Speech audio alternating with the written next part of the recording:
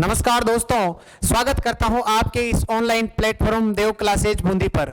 दोस्तों, हम प्रतिशत को पढ़ रहे थे। धीरे धीरे हमने प्रतिशत को पढ़ना स्टार्ट किया। धीरे धीरे देखते देखते हमने प्रतिशत को अंतिम चरण तक पहुंचाया और आज मैं प्रतिशत के मिसलेनियस प्रश्न अर्थात विविध प्रश्न लेने वाला हूं, जो किसी टाइप का रूप नहीं है, लेकिन वो प्रश्न पढ़ना जरूरी है क्योंकि वो एग्जाम ओरिएंटेड है। एग्जाम के लिए वेरी वेरी इंपॉर्टेंट प्रश्न है, इसीलिए आपको वो प्रश्न करना बहुत ही जरूरी है। परसेंटेज वैसे हमने कल टाइप वाइज समाप्त कर ली, लेकिन कुछ प्रश्न ऐसे होते हैं जो किसी भी टाइप के अंदर नहीं आते हैं, उनको अलग से ही तैयार करना होता है। तो वो प्रश्न आज हम पढ़ रहे हैं। आज हम प्रतिशत को जो है भली भांति रूप से समाप्त करेंगे और कल से हम नया चैप्टर पढ़ने वाले हैं। तो चेहरे पर मुस्कुराहट लाएंगे और मैथ को पढ़ना स्टार्ट करेंगे। पहला प्रश्न ये रहा आपके सामने दोस्तों। आज पहले हम बता देते हैं, आज हम विविध प्रश्न पढ़ने वाले हैं। विविध प्रश्न जो किसी टाइप से संबंधित नहीं है, केवल यह इंपॉर्टेंट प्रश्न है जो किसी टाइप में नहीं आते लेकिन एग्जाम ओरिएंटेड है और ये आपको पढ़ना बहुत ही जरूरी है भाई। ये रहा आपकी स्क्रीन पे पहला क्वेश्चन। ट्राई करें भाई, सभी ट्राई करें। फिर मैं आपको एक इसका ऐसा तरीका बताऊंगा कि आपका दिल गदगद हो जाएगा दोस्तों, मजा आ जाएगा। आप एक बार इस प्रश्न को खुद ट्राई कीजिए। पढ़िए प्रश्न को भाई दोस्तों।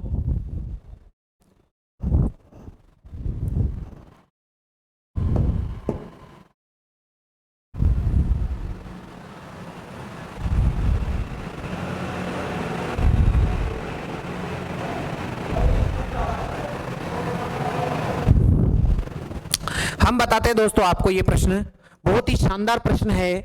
किसी कॉलेज में लड़के और लड़कियों का अनुपात 3:2 है तथा लड़कों के 20% तथा लड़कियों के 25% वयस्क हैं, तो पूरे कॉलेज में कितने प्रतिशत वयस्क हैं?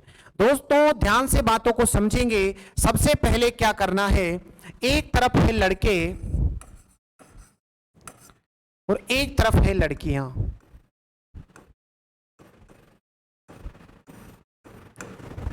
एक तरफ है लड़के और एक तरफ है लड़कियां। दोस्तों ध्यान से समझेंगे। देखिए, लड़के और लड़कियों का अनुपात 3:2 है। इसका मतलब टोटल कितने हो गए? ये 5। टोटल 5 हो गए। 3:2 है, टोटल हो गए 5। अब लड़कों में कितनी प्रतिशत की? 20% तथा लड़कियों के 25%।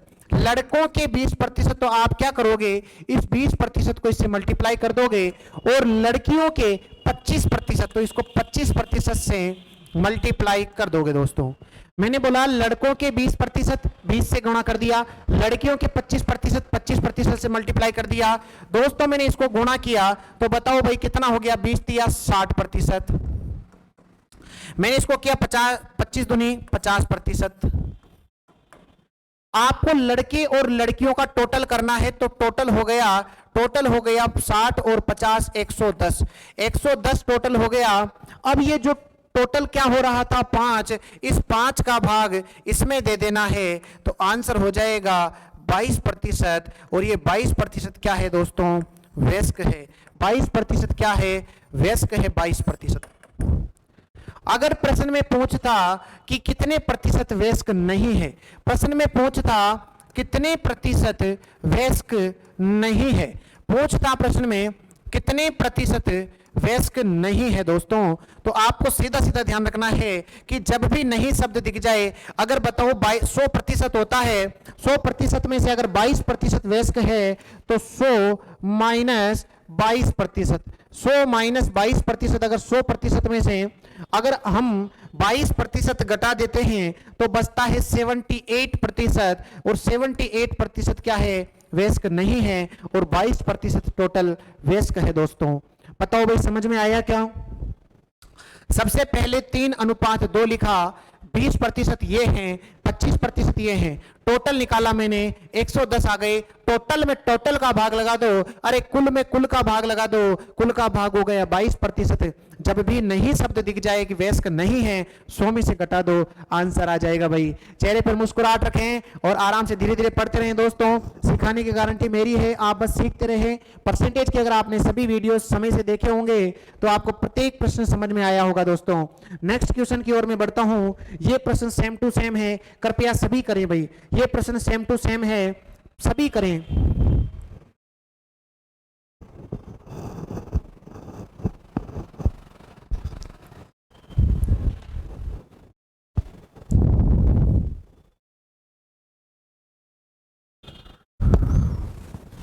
देखिए, वापस से बोला लड़के और लड़कियों का अनुपात। वापस से बोला दोस्तों लड़के और लड़कियों का अनुपात। वापस से बोला आपको लड़के और लड़कियों का अनुपात। वापस से बोला है लड़के और लड़कियों का अनुपात। वही है दोस्तों लड़के और इधर है लड़कियां। ध्यान से देखें मेरी बात को, इधर है लड़के और इधर है लड़कियां। लड़के और लड़कियों का अनुपात 4:1 है। 20% लड़कों ने, इसका मतलब लड़कों को 20 से गुणा कर दो, और 30% लड़कियों ने, इसका मतलब 30 से गुणा कर दो। ये टोटल कितना हो रहा था? 4 ये और 1 ये टोटल हो रहा था 5। बोलो सही है क्या? फिर क्या करना था दोस्तों? यहां पर लाइन खींचनी थी। 40 दूनी 80% होता है और 30 एकम 30 होता है। टोटल करा मैंने 110 हो गया। टोटल दोनों को जोड़ दिया, दोनों को जोड़ा तो 110 हो गया। टोटल में टोटल का भाग लगा दो, 5 का भाग लगाया 22%। ये तो वो है जिनको छात्रवृत्ति मिलती है। छात्रवृत्ति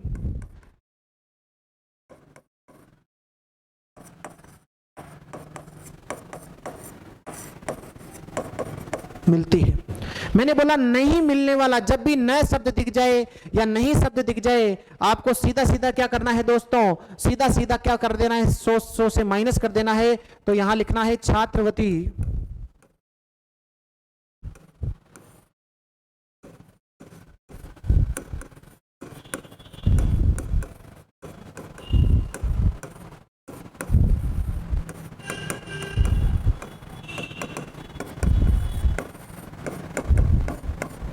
%78 वे विद्यार्थी हैं जिन्होंने छात्रवृत्ति नहीं ली भाई, जिन्होंने छात्रवृत्ति नहीं ली। प्रश्न सभी को समझ में आ गया होगा। सेम प्रश्न था, तो केवल आपकी प्रैक्टिस के लिए प्रश्न दिया था मैंने। आराम से सभी प्रश्नों को करते रहेंगे और आनंद के साथ करेंगे भाई। प्रश्न को करेंगे भाई सभी।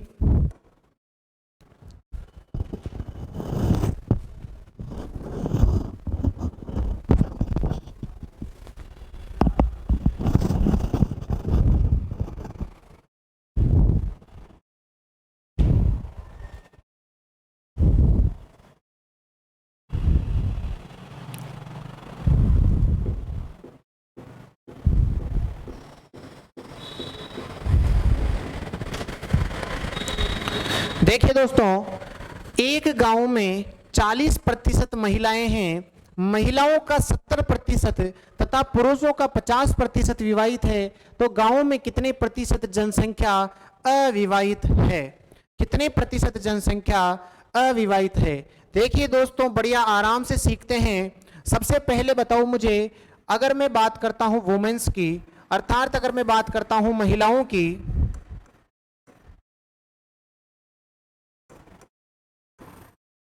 और इधर बात करता हूं दोस्तों मैं पुरुषों की। अगर प्रश्न में दिया गया है 40% महिलाएं हैं तो पुरुष 60% होंगे। अरे 60% होंगे या नहीं होंगे? मैंने इस प्रतिशत से तो प्रतिशत उड़ा दिया और इस जीरो से भी जीरो उड़ा दिया। प्रतिशत से प्रतिशत उड़ा दिया, जीरो से जीरो उड़ा दिया, तो ये बन गया 4:6।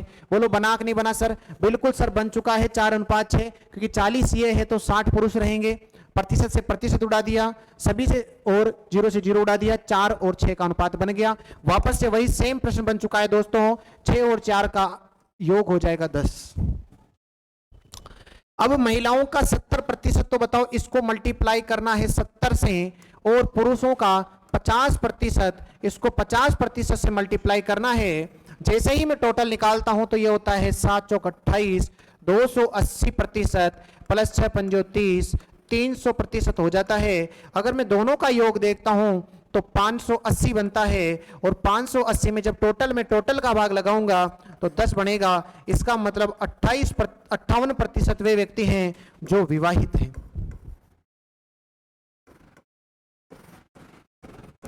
जो विवाहित हैं। तो आपसे पूछा जो विवाहित नहीं है या अविवाहित है, जो विवाहित नहीं है या अविवाहित है, तो मैंने बोला अविवाहित नहीं है या अविवाहित है मतलब 100 में से घटाना है। जब मैं 100 में से 58% को घटा दूंगा तो 42% आंसर हो जाएगा भाई इस प्रश्न का। सेम प्रश्न था, केवल एक ही दिमाग लगाना था दोस्तों। इस प्रश्न के अंदर क्या करना था कि 40% महिलाएं हैं तो 60% पुरुष हो जाएंगे, दोनों का अनुपात निकाला और सेम तरीका हमने इन प्रश्नों में लगाया है। एक बार सभी प्रश्नों को देखेंगे, आपको मजा आ जाएगा भी प्रश्न देख करके।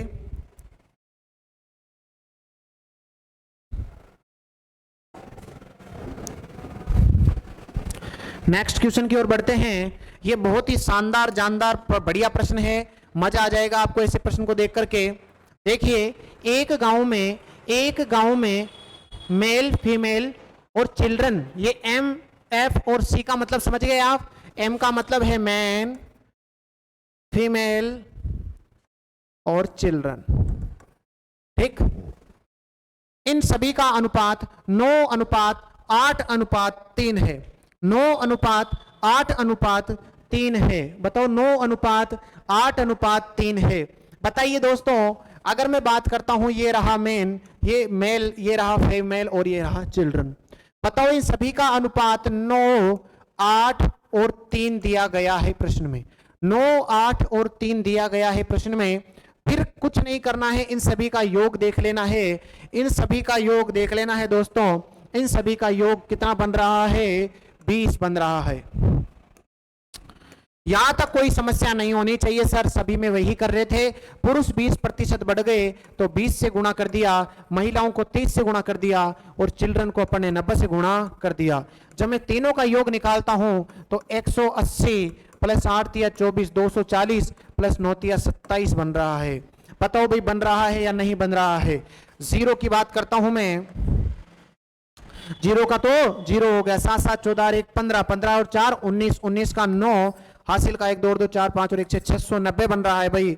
ये टोटल बन गया। मैंने बोला टोटल में टोटल का भाग लगा दो, ये 20 हो गया। यहां से जब मैंने इसको काटा तो यहां पर बनेगा 2 3 6, 2 चौके 8, 2 3 6, 2 चौके 8, 2 पंजे 10। 34.5% वो है जो साक्षर है,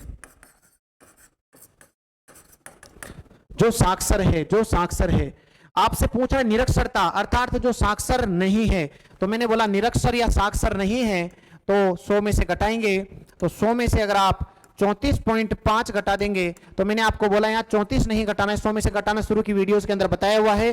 शुरू की वीडियोस के अंदर मैंने आपको बताया था कि कैसे क्या करना होता है शुरू की वीडियोस के अंदर। तो 100 में से अगर 34 नहीं घटा करके 35 घटाएंगे तो 65 हो जाएगा, और 10 में से 5 जाएंगे तो 5 बचेगा, अर्थात 65.5 क्या हो जाएगा दोस्तों?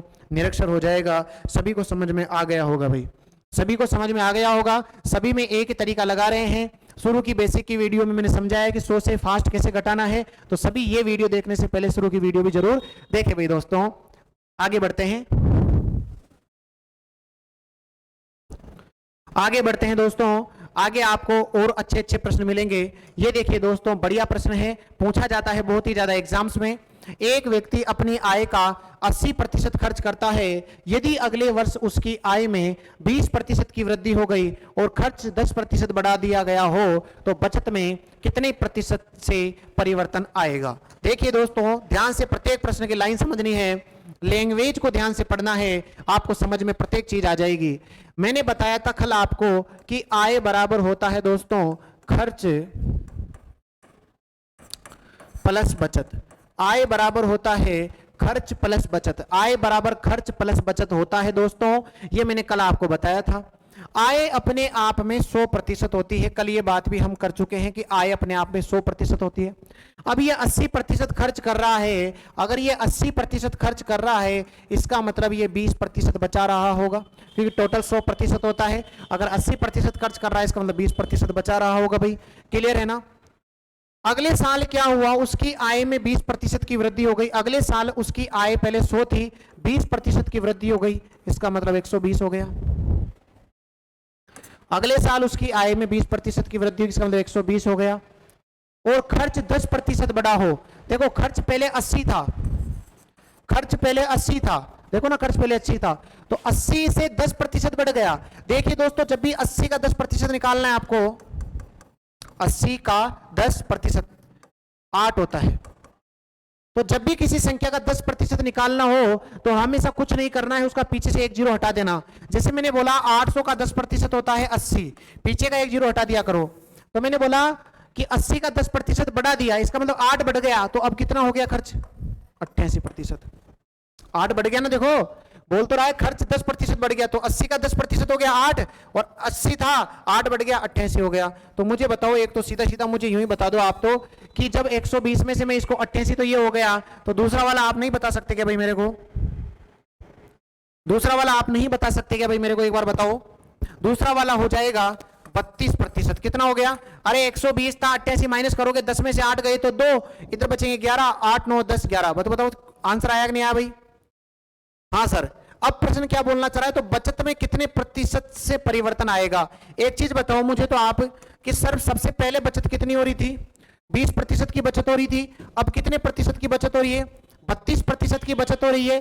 तो बताओ कितनी बचत बढ़ गई? 12 बढ़ गई। कितने से बढ़ गई? 20 से बढ़ गई।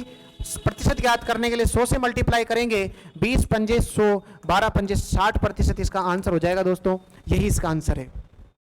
मैंने बोला आय खर्च प्लस बचत, आय ये थी, बचत ये थी। 20% वृद्धि हो गई, 120 हो गया। 8 की वृद्धि हो गई, 8% की वृद्धि हो गई, 88 हो गया। तो बताओ 120 ये तो 88 हो गया, तो ये 32 हो गया। बोलना चाह रहा है कि बचत में कितने प्रतिशत का परिवर्तन आया, तो यहां से यहां तक 12% का परिवर्तन आया, और किससे आया? 20 से आया, इंटू 100, 60%। इसका आंसर हो जाएगा भाई। बहुत ही शानदार प्रश्न था। नेक्स्ट क्वेश्चन की ओर बढ़ते हैं। प्रश्न बोल रहा है दोस्तों, राहुल सर ने अपनी आय का 75% खर्च करते हैं, शेष को बचा लेते हैं। सर की आय में 20% की वृद्धि करने पर अपने खर्च में 10% की वृद्धि कर लेते हैं। देखिए सेम टू सेम प्रश्न है, ज्यादा पढ़ने की जरूरत नहीं है। मैंने अभी आपको बताया कि आय बराबर क्या होता है? खर्च प्लस बचत होता है। अरे भी बताया था, नहीं बताया था? जी सर बिल्कुल, आय बराबर होता है खर्च प्लस बचत। अब एक चीज बताओ, मेरी आय 100% है, अगर खर्च कितना कर रहा है? 75% खर्च कर रहा है, तो बताओ मेरी बचत कितनी हो गई? 25%। अरे बचत कितनी हो गई? 25%। अब क्या बोलना चाह रहे हैं, सर की आय में 20% की वृद्धि हो गई, तो अगर मेरी 20% बढ़ गई तो पहले 100 थी, अब 120% हो गई कि नहीं हो गई? बिल्कुल सर। और अपनी खर्च में 10% की वृद्धि कर दी। अब बताओ भाई 10% की वृद्धि कर दी, तो मैंने अगर आपसे बोला था अभी कि 75 का 10% करो, 75 का 10%, 75 का 10% कितना हो गया? 7.5। अर्थात पहले तो 75 थे और अब 7.5 बढ़ गया, इसका मतलब 82.5 हो गया कि नहीं हो गया? अरे जोड़ना भी नहीं आता क्या? देखो इधर, ये 75 होता है, 75 थी पहले, तो अब कितनी बढ़ गई? 7.5। ये 7.5 बढ़ गई, 7.5 बढ़ गई, इसका मतलब 7 और 5 12 और 8, देखो 82.5 आ रहा है ना। इसका मतलब अभी खर्च कितना हो गया? 82.5। अब मुझे तो यूं बता दो सीधा सीधा आप कि ये कितना होएगा? अरे 120 में से 82.5 माइनस करेंगे तो कितना होगा भाई बताओ? 120 में से 82.5 माइनस करना है तो कितना हो जाएगा? 37.5%। कितना होएगा? 37.5%। घटा के देखेंगे सभी।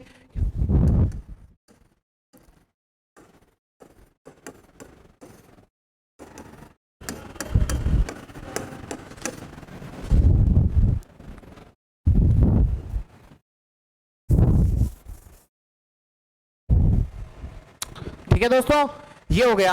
अब क्या बोलना चाह रहा है, बचत में कितने प्रतिशत की वृद्धि हुई? देखो पहले 25 था और अब कितना हो गया? 37.5 हो गया। तो 25 10 35, 37, 12.5% की वृद्धि हो गई। कितने से? 25 से। इंटू क्या कर दोगे? 100। 2500 कितना हो गया? 100।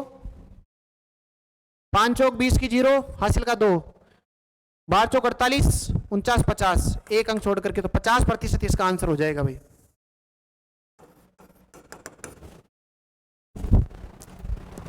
पच्चीस से 4 बार कट गया 100 और 125 चौके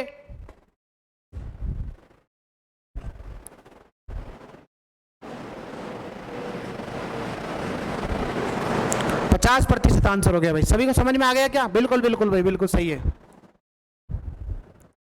नेक्स्ट क्वेश्चन की तरफ बढ़े। जी सर बढ़िए, बहुत बढ़िया प्रश्न है भाई ये भी। आज सभी विविध प्रश्न हम कर लेंगे और फिर ये कंप्लीट हो जाएगा चैप्टर अच्छे से आपका, फिर कोई दिक्कत नहीं आएगी चैप्टर से आपको कभी भी। अब एक व्यक्ति अपनी आय का 20% खाने पर खर्च करता है, 15% यातायात पर खर्च करता है, 25% बैंक में जमा कराता है और 16,000 रुपये बचाता है। एक चीज बताओ सर, वो खर्च कितना कर रहा है टोटल? भाई मुझे पता है कि आय तो 100 ही होती है। अब खर्च देखो 20% यहां कर रहा है, 15% यहां कर रहा है, 25% यहां कर रहा है। टोटल कितनी हो गई भाई? 5 और 5 10 की 0, हासिल का 1, 2 और 2 4 5 6। इसका मतलब सर 60% उसने खर्च कर दिया, तो बचाया कितना? 40%। और प्रश्न बोल रहा है कि 40% बराबर कितना बचा रहा है? 16,000। 40% बराबर कितना बचा रहा है भाई? 16,000। अरे हम बोल रहे हैं कि 40% बचाता है, प्रश्न बोल रहा है 16,000 बचाता है, तो मतलब 40% बराबर 16,000।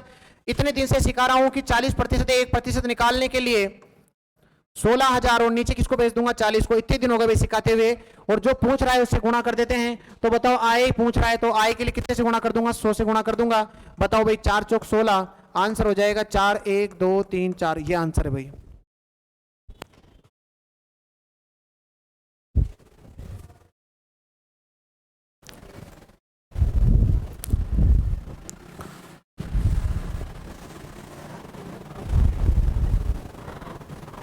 समझ में आ गया होगा सभी को। नेक्स्ट क्वेश्चन की ओर बढ़ते हैं दोस्तों। सेम प्रश्न है, आप सभी करने की कोशिश करें, जरूर हो जाएगा भाई। एक बार सभी करने की कोशिश करें कि कैसे है। मैं इसको मुक्त जुबानी करके दिखा रहा हूं आपको, देखिए एक बार दोस्तों। सेम प्रश्न है, क्योंकि 40 10 50, 50 10 60 और 70 80।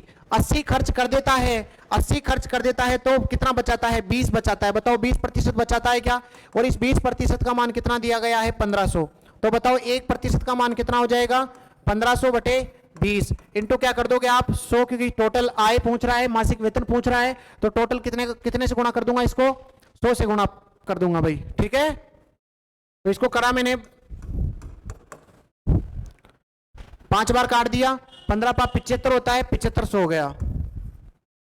अगर मासिक वेतन पूछ रहा है, अगर वो मासिक वेतन, देखो राम अपने वेतन का, अगर वो मासिक वेतन पूछ रहा है तो 1 महीने का वेतन पूछ रहा है, पूरा साल का वेतन नहीं पूछ रहा है। पिछले प्रश्न के अंदर क्या था? तो उसकी आय पूछ रहा था। यहां पर अगर मासिक पूछ रहा है तो हम 12 का भाग भी लगा सकते हैं, वो प्रश्न के ऊपर डिपेंड करेगा भाई, ठीक है। अगर मासिक पूछ रहा है, इसका मतलब आपको क्या करना पड़ेगा? 12, क्योंकि 1 साल का पूछता तो 1 साल में 12 महीने होते हैं, इसलिए 12 का भाग 1 महीने का पूछ रहा है, इसी वजह से हमने 12 का भाग लगाया। इसको सोल्व कर लेंगे।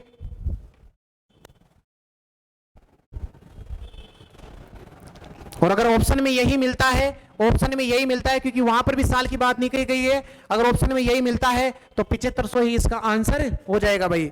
एक बार देख लेंगे सभी प्रश्न को, बहुत ही गजब का प्रश्न है।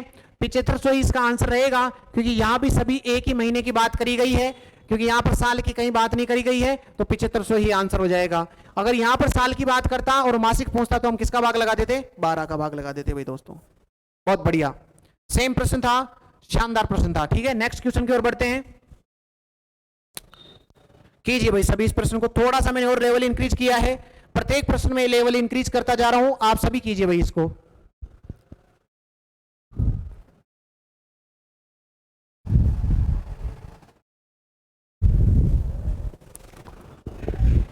देखिए बिल्कुल ध्यान से देखना है प्रश्न को। सर कुछ नहीं है, एक व्यक्ति अपने धन का 50% अपने पुत्र को, 30% अपनी पुत्री को और शेष का 80%, ध्यान से देखना मेरी बात को। सर 50% तो अपने पुत्र को दे दिया और 30% अपनी पुत्री को दे दिया, इसका मतलब उसने 80% तो खर्च कर दिया। 80% तो उसने ऑलरेडी खर्च कर दिया ना भाई, 50% अपने पुत्र को दिया, 30% अपनी पुत्री को दिया, 80% कंप्लीट है उसके पास। अब वो बोलना चाह रहा है कि जो शेष बचा है उसके पास, शेष कितना बचा है उसके पास 20, उस शेष का 80%, बताओ शेष का बोलते हैं इनटू, और 80% बताओ भाई, 20 पंजे 100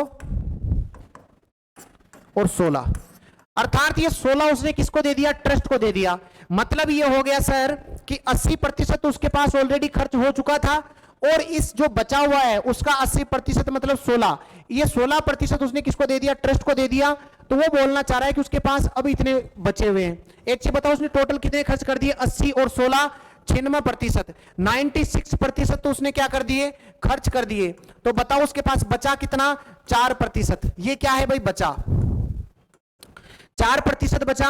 लेकिन ये 4% के बराबर प्रश्न में दे रखा है उसके पास कितने बचे, 32,000 रुपए बचे। कितने बचे भाई, 32,000 बचे। ये 4% बराबर कितने बचे, 32,000 बचे। तो मुझे तो बता दो 1% बराबर कितना हो जाएगा, 32,000 बटे 4।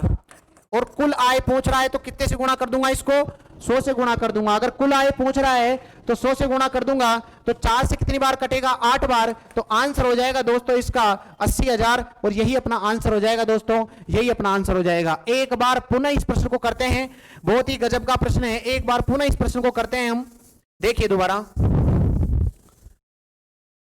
प्रश्न बहुत बढ़िया प्रश्न है, पूछा गया प्रश्न है, तो इसीलिए इसको ध्यान से देखना है, और बहुत ही अच्छा प्रश्न है।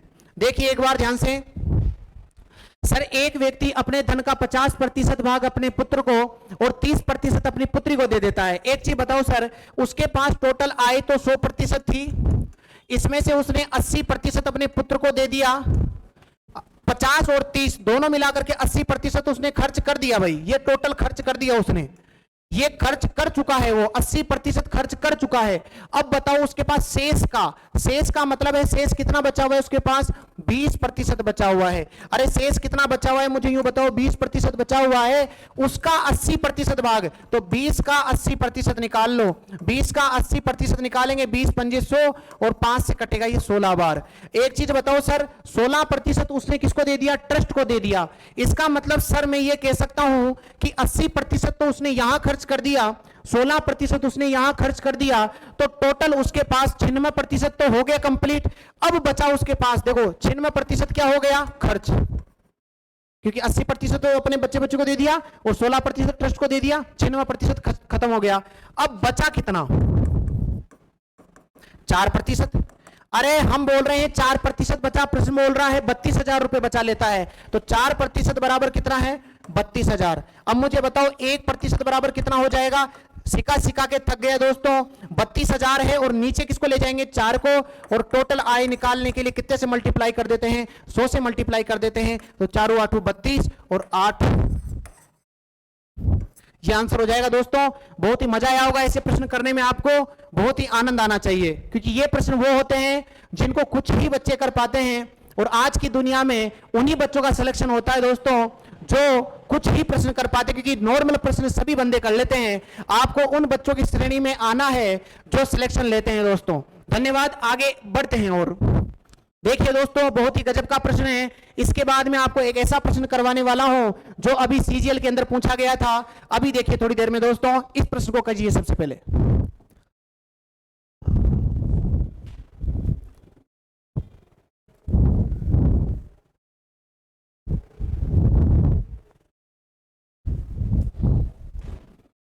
देखिए दोस्तों, एक व्यक्ति अपनी आमदनी का 12.5% खर्च करता है। मुझे तो सर यूं बताओ कि जब प्रतिशत की शुरू की क्लास ली थी, आज तो अंतिम क्लास है प्रतिशत की, आज हम विविध प्रश्न करने वाले हैं प्रतिशत के। तो अब अपने क्या, मैंने आपको शुरू की क्लास के अंदर बताया था 12.5% का मतलब बताओ सर 1/8 बताया था या नहीं बताया था। शुरू की क्लास जब हुई थी प्रतिशत की तो 12.5% बराबर 1/8 बताया था। इसका मतलब सर 8 तो मैंने बताया था कि ओरिजिनल वैल्यू होती है, 8 में कोई चेंज नहीं होता है। अरे बताओ 8 में कोई चेंज होता है क्या सर, बिल्कुल भी नहीं होता है चेंज, क्योंकि प्रतिशत की पहली क्लास बेसिक, आज अपनी प्रतिशत की 7वीं 8वीं क्लास है। आपको मैंने बेसिक से लेकर के एडवांस तक सब कुछ पढ़ाया है दोस्तों, और आपको मजा आ गया होगा अगर आपने पढ़ा होगा तो। 8 जो है दोस्तों उसकी आय है और खर्च कर देता है। एक चीज बताओ, 8 से अगर 1 खर्च कर दिया उसने तो उसके पास बचा कितना, बताओ 7 बचा कि नहीं बचा?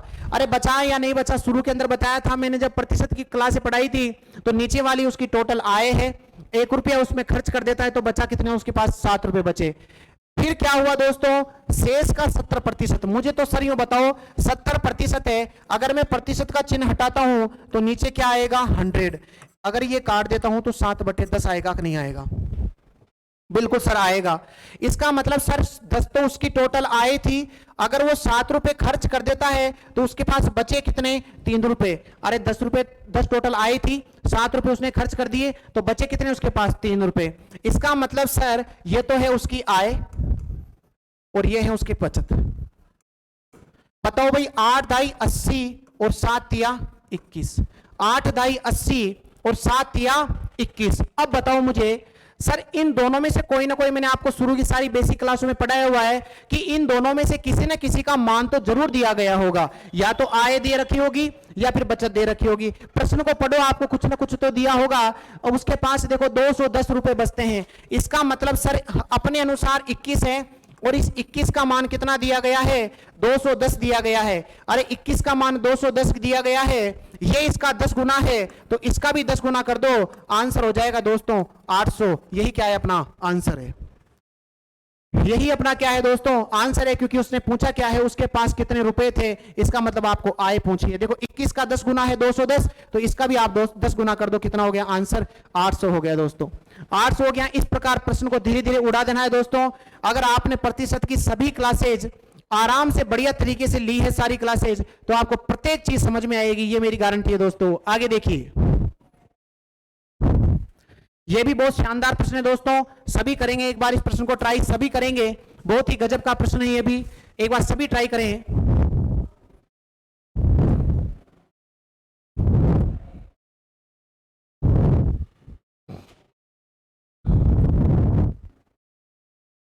एक व्यक्ति अपनी मासिक आय का 40% भोजन पर, अब 40% तो उसने खर्च कर दिया सर, ये तो खर्च कर दिया। अब वो बोलना चाह रहा है शेष का, तो इसका मतलब 40 और शेष कितना बच रहा है? 60। उस 60 का 1/3, तो बताओ 60 का 1/3 कितना हो गया? 20%। अरे 60 बचा था ना उसके पास, उस 60 का 1/3 कितना हो गया? 20%।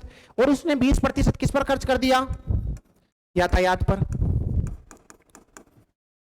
अर्थात टोटल उसने 40 और 20 60 खर्च कर दिया। 60 खर्च कर दिया। अब 60% उसने खर्च कर दिया तो बचा कितना उसके पास? बचा कितना? 40%। भाई बचा तो देखो ना, आप नॉर्मल सी बात है भाई, 40% उसने भोजन पे खर्च कर दिया।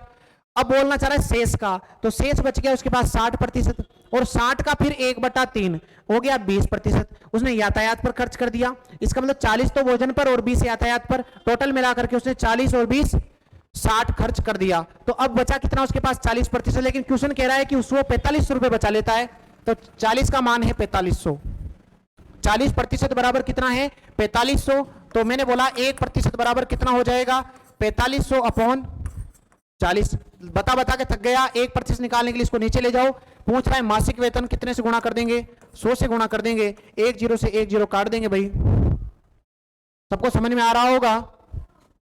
और इसको कैलकुलेट करेंगे। देखिए 4 एकम 4, 4 एकम 4, 4 दूनी 8, 4 पंजो 20, तो आंसर हो जाएगा 11250। आंसर 11250।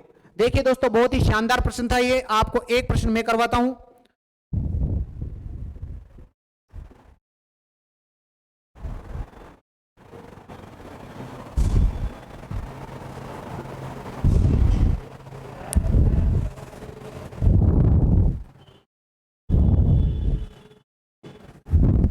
सबको समझ में आ गया होगा ये प्रश्न, बहुत ही शानदार प्रश्न था। एक प्रश्न मैं आपके लिए लिख रहा हूं, सभी करने की कोशिश करेंगे भाई।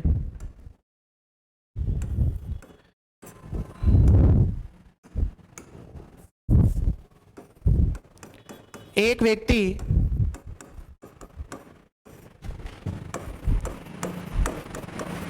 अपनी आय का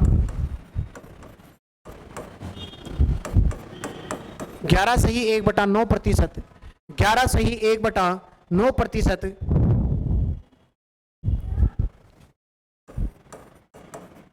खाने पर खर्च करता है, शेष का 12.5% यातायात पर, शेष का 12.5% यातायात पर, शेष का 14.2/7%, शेष का 14.2/7% किराया देता है। फिर लिखेंगे शेष का, फिर लिखेंगे शेष का 16 सही, फिर लिखेंगे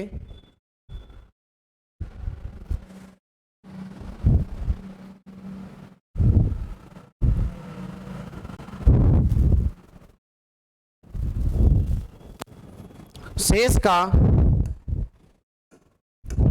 16 सही 2/3% पुत्री को दे देता है। शेष का 16 सही 2/3% अपनी पुत्री को दे देता है। इन सभी खर्चों के बाद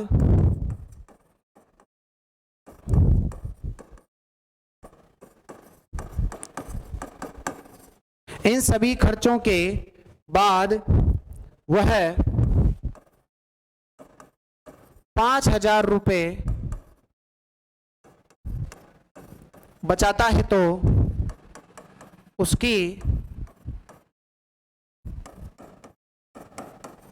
प्रारंभिक आय क्या होगी? तो उसकी प्रारंभिक आय क्या होगी? बहुत ही गजब प्रश्न दिया है भाई मैंने, क्योंकि अब प्रतिशत को अब अंतिम चरण में लेके चल रहे हैं, तो कुछ अच्छे प्रश्न भी हम करेंगे। ये प्रश्न बहुत बार पूछा जाता है, करें भाई सभी। फिर एक प्रश्न आपको होमवर्क के लिए दिया जाएगा और फिर क्लास को समाप्त करेंगे दोस्तों।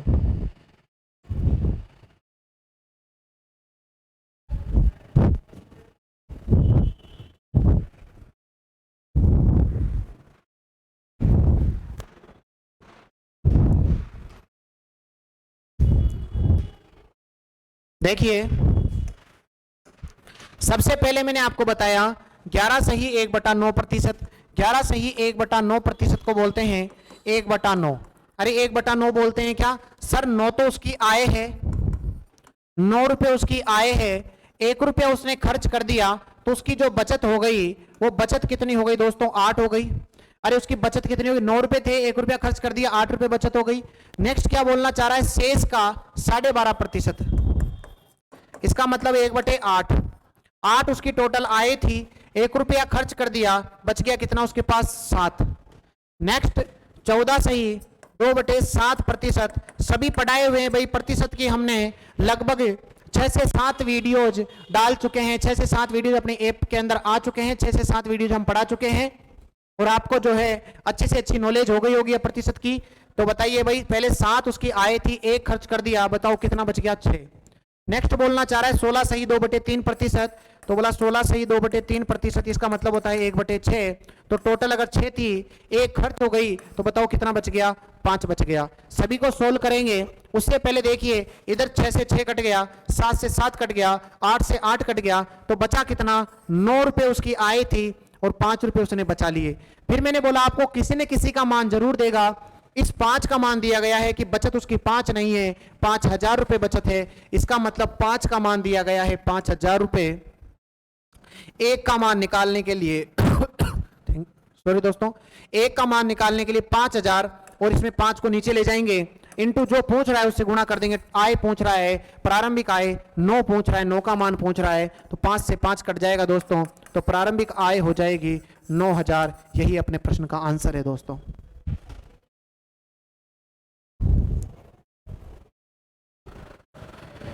यही अपने प्रश्न का आंसर है। उम्मीद करता हूं आपको मजा आया होगा दोस्तों पढ़ने में। एक प्रश्न आपको मैं देता हूं दोस्तों, एक प्रश्न मैं आपको जरूर देता हूं जिससे कि आपको अपनी प्रैक्टिस का पता लग सके। ऐसा ही एक प्रश्न, गजब का एक प्रश्न आपको देता हूं। आप सभी इस प्रश्न का जवाब जो है कमेंट्स के अंदर जरूर दें और ज्यादा से ज्यादा जो है पढ़ाई करें दोस्तों, नोट्स जरूर बनाएं। प्रश्न लिखेंगे दोस्तों आप सभी। एक व्यक्ति अपनी आय का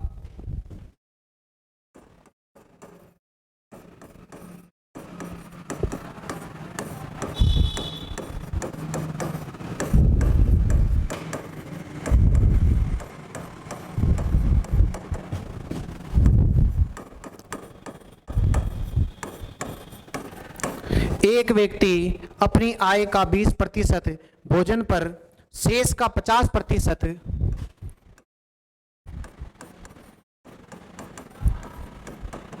शेष का 50%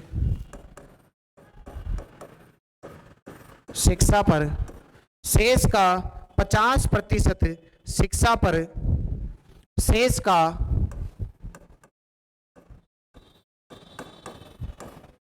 30% मनोरंजन पर खर्च करता है।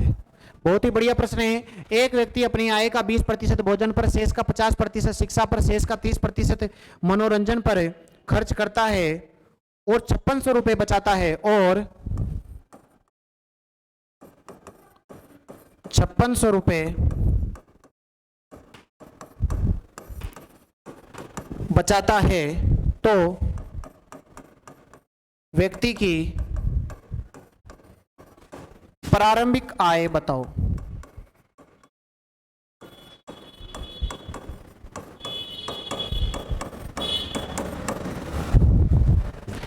बहुत ही शानदार प्रश्न है ये भी दोस्तों। उम्मीद करता हूं आप इस प्रश्न का जवाब जरूर दोगे। ठीक है, इस प्रश्न को करें जरूर ताकि आपको अपनी प्रैक्टिस का पता लगे। और आपको बहुत ही बढ़िया प्रश्न है ये, इस प्रश्न को आपको करना है। सभी को अपनी संपूर्ण ईमानदारी के साथ प्रश्न करने हैं, मेहनत करते रहना है, ज्यादा से ज्यादा मेहनत करना है, अपने माता पिता का सपना पूरा करना है, अपने गुरुजनों का सम्मान करना है दोस्तों, और मेहनत करते रहना है। और क्योंकि दोस्तों कभी भी पढ़ो तो दोस्तों एक ही इंसान के ऊपर, एक ही किताब के ऊपर विश्वास करके, एक ही टीचर के ऊपर विश्वास करके पढ़ाई करें, क्योंकि दो नावों में सवार होने वाला आदमी कभी भी अपने लक्ष्य को प्राप्त नहीं कर सकता है। इसलिए जिससे भी पढ़ें, मैं नहीं कहता कि हमारे से पढ़िए, जिससे भी पढ़ें एक से पढ़ें, ताकि जल्दी से जल्दी आपको अपना लक्ष्य प्राप्त हो जाए और अपने माता पिता और गुरुजनों का आप नाम रोशन कर सकें। धन्यवाद दोस्तों, मिलते हैं अगले चैप्टर के साथ नए वीडियो में। धन्यवाद।